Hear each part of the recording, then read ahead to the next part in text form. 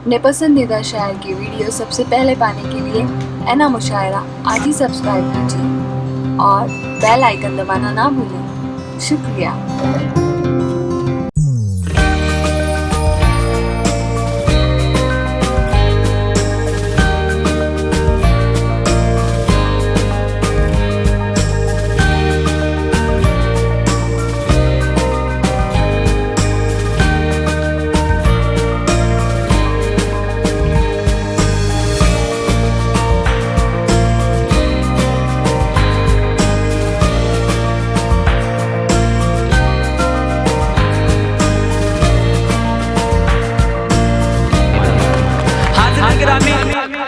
यूनानी कहते हैं कि औरत सांप से ज्यादा खतरनाक है। सुकरात का कहना था कि दुनिया में कोई ऐसी चीज नहीं जो औरत से ज्यादा फितना और फसाद बर्पा कर सके।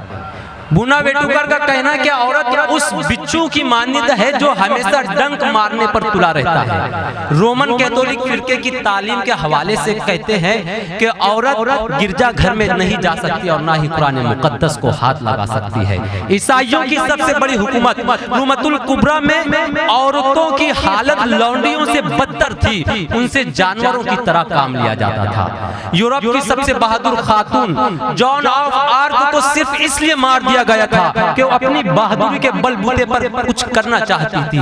जमाना जाहिलियत में अरबों में ये रिवाज था कि वो अपनी शायरी में औरतों को जो है बुरा कहते थे, उन्हें कोसते थे। लड़की की पैदाइश हो तो उसे जिंदा दरगोर कर दिया जाता था। लेकिन कुर्बान जाइए हमारे और आपके प्यारे आका जनाब मोहम्मद सल्लल्लाहु अलैहि वसल्लम ने पर कि आप सल्लल्लाहु अलैहि वसल्लम दुनिया में मबूस हुए और लोगों को ये बतला दिया, इन तमाम तालीमात को ठुकरा दिया और ये बता दिया कि औरत सांप से ज्यादा खतरनाक नहीं बल्कि रहमत है। औरत बिच्छू की तरह नहीं बल्कि ये जन्नत है। औरत खुदा की नेमत है, अल्लाह की तरफ से जो एक रहमत है। हाज़िरीन गिरामी, आइए मैं मजीद आगे बढ़ता हूँ। इस खूबसूरत माहौल को मजीद खूबसूरत बनाने के लिए, इस गजल के दौर को बरकरार रखने के लिए मैं एक बेहतरीन शायर को आपके हुजूर पेश करना चाहता हूँ। लेकिन उससे कबल एक बात, बस यही वक्त लूंगा, इसके बाद मैं बहुत वक्त नहीं लूंगा आपका। आज जब मैं इस उर्स में दाखिल हुआ तो मैंने देखा कि यहाँ पर सिर्फ मुस्लिम नहीं बल्कि हमारे बिरादरान वतन भी नजर आए। गोया ये जो है गंगा जमनी तहजीब का मिलन है। सर सैयद अहमद खान ने कहा था कि हिंदुस्तान जो है एक खूबसूरत दुल्हन की मानिंद है और इसकी एक आंख हिंदू है तो दूसरी आंख मुसलमान है। अगर एक आंख को तकलीफ पहुंचती है तो ये दुल्हन बदसूरत हो जाएगी, ये दुल्हन कानी हो जाएगी। इसीलिए शायर ने कहा कि कहीं सत्सत भजन कीर्तन, कहीं पर नात कव्वाली, सभी मिलकर मनाते हैं यहाँ पर ईद दिवाली।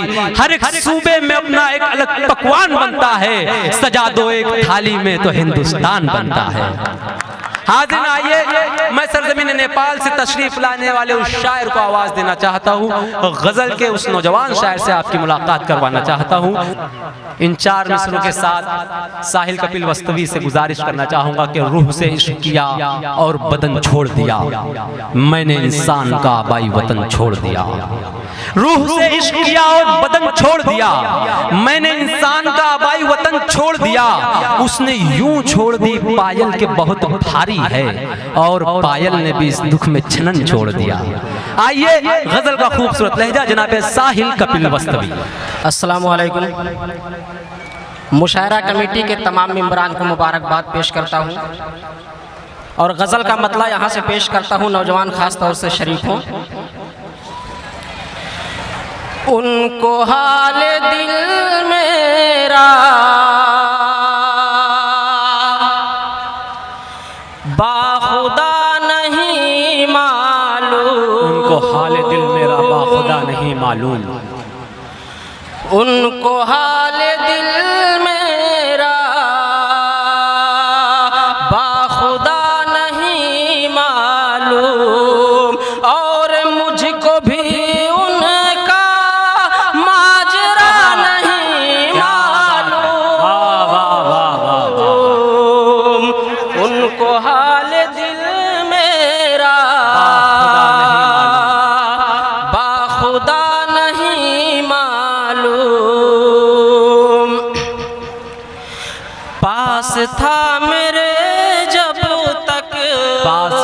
मेरे जब तक मुझ पे जा छिड़कता था,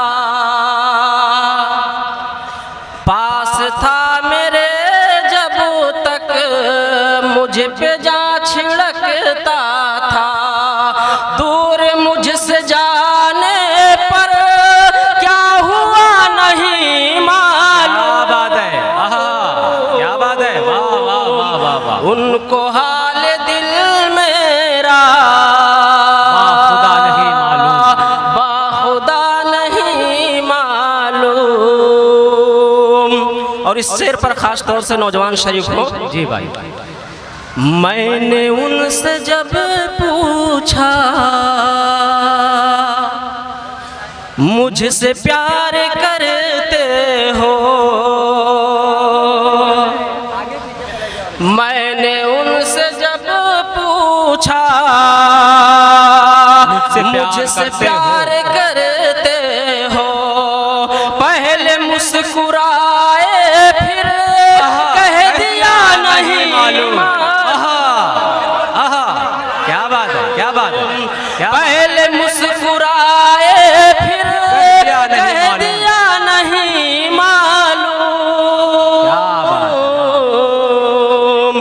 उनको हाल दिल मेरा, हिंदुस्तान ही नहीं बल्कि बैनुल अक़वामी शोहरत याफ्ता शायर, मेरी कोई निज़ामत ऐसी नहीं होगी जिसमें मैंने जनाब महशर आफरीदी साहब के 4 मिसरे नहीं पढ़े, बल्कि अभी मैंने शुरू में जो 4 मिसरे पढ़े कि तेरी खता नहीं जो तो गुस्से में आ गया, इन अशार के खालिक जनाब महशर आफरीदी साहब का पुरजोर तालीम इस्तक़बाल करें। जी भाई साहिल भाई, उनको हाल दिल मेरा बाखुदा नहीं मालूम। और मक्ता मुलाजा फरमाएं। जी भाई, मिलने जाऊं मैं उनसे, मिलने जाऊं मैं उनसे, किस तरह भला साहिल। क्या बात है, बहुत शुक्रिया। मिलने जाऊं मैं उनसे, किस तरह भला साहिल, किस तरह भला साहिल। नाम तो लबों पर है पर पता नहीं मालूम। क्या बात है, उनको हाल दिल मेरा बाखुदा नहीं मालूम। बहुत शुक्रिया, आपकी मोहब्बतों को सलाम पेश करता हूँ। अये गज़ल का मतला और चंद शेर पेश करके अपनी जगह लूँगा। जी भाई जी।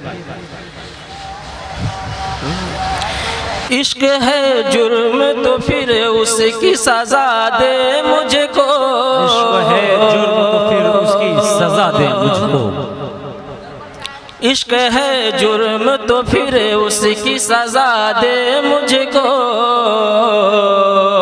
सजा दे मुझको। इश्क है जुर्म तो फिर उसकी सजा दे मुझको, मैं हूँ परवाना जलूंगा तू जला दे मुझको, मैं हूँ परवाना जलूंगा तू जला दे मुझको। मैं तुझे भूल न चाहूँ तो बिखर जाऊंगा, मैं तुझे भूलना चाहूँ तो बिखर जाऊंगा, मैं तुझे भूल न चाहूँ तो बिखर जाऊंगा, मैं तुझे भूल न चाहूँ तो बिखर जाऊंगा। हाँ तेरे बस में अगर है तो भुला दे मुझको, हाँ तेरे बस में अगर है तो भुला दे मुझको, भुला दे मुझको। मेरे बड़े भाई नजर बिजनोई साहब तशरीफ ला चुके हैं, मैं इसका एक शेर और पेश करता हूँ। जी भाई जी। बांध कर पर को न रख कैद में दम घुटता है, पर को न रख कैद में दम घुटता है, बांध कर पर को न रख कैद में दम घुटता है, बांध कर पर को न रख कैद में दम घुटता है।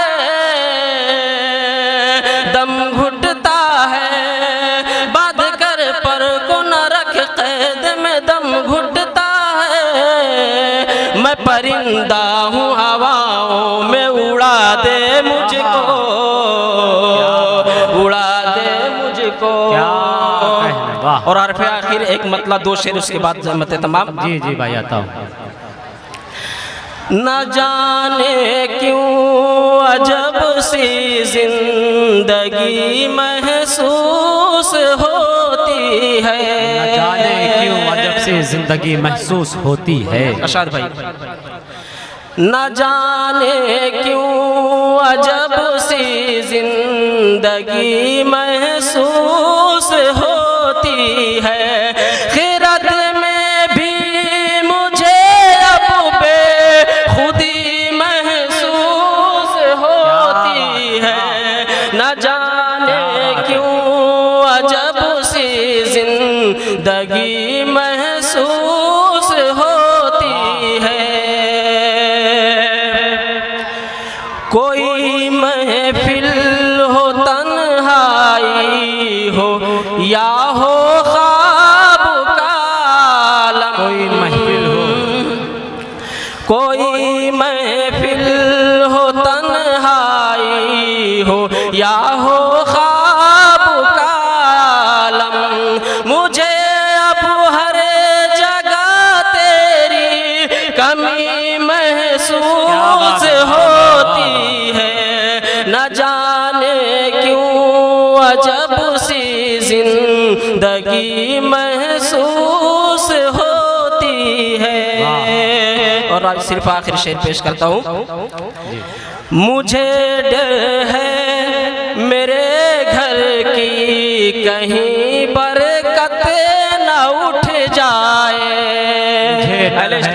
घर की कहीं बरकत न उठ जाए। मुझे डर है मेरे घर की कहीं बरकत न उठ जाए, कि आँखों में पड़ोसी की, कि आँखों में पड़ोसी की नमी महसूस।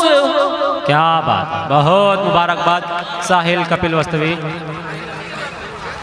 हमारे मोहतरम कादिर हाशमी साहब तशरीफ़ लाए, हम मौसूफ़ का इस्तकबाल करते हैं आज की इस बज़्म मुशायरा में। उन्हीं के साथ सैयद आफ्ताब साहब भी तशरीफ़ लाए, हम उनका भी इस्तकबाल करते हैं।